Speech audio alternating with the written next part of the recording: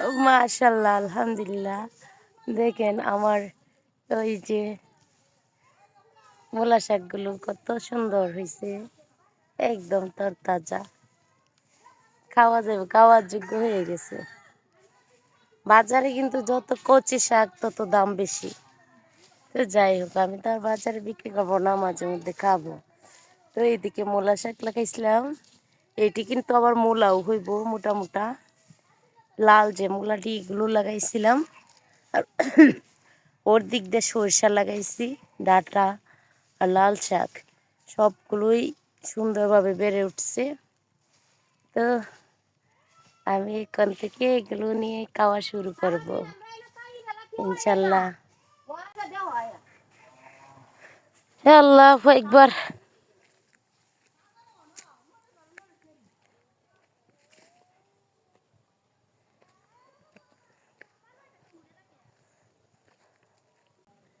Farm আসছে মুরগিটা বসা গাছটা করে ধুন্দা বানাই আলছে ফারামের।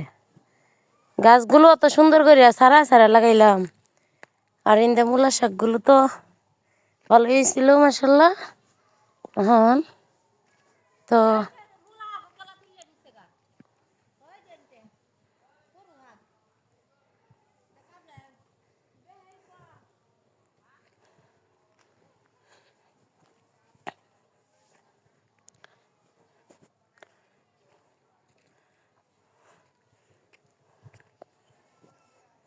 যে এগুলো হচ্ছে করলা গাছ। হ্যাঁ, করলা গাছ এগুলা।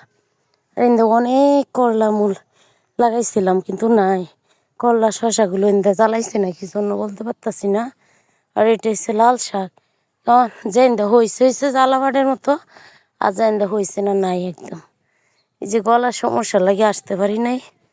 এই যে সিম গাছও লাগাইছিলাম, দেখা যাচ্ছে সিম গাছগুলো নষ্ট হয়ে যাইতেছে, অবস্থা খারাপ।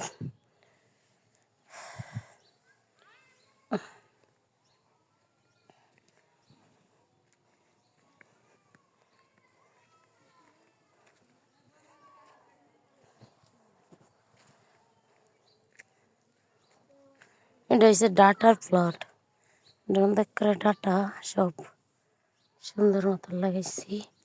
আর এটা হচ্ছে সরিষা, সরিষাগুলো খাওয়ার যোগ্য হয়ে গেছে, এগুলো নিয়ে খাই আলবা মনে আস্তে আস্তে। মা এক ধারাতে সরিষা নিবা, ইন্দা ছায়া ডাকতে নেই আগে।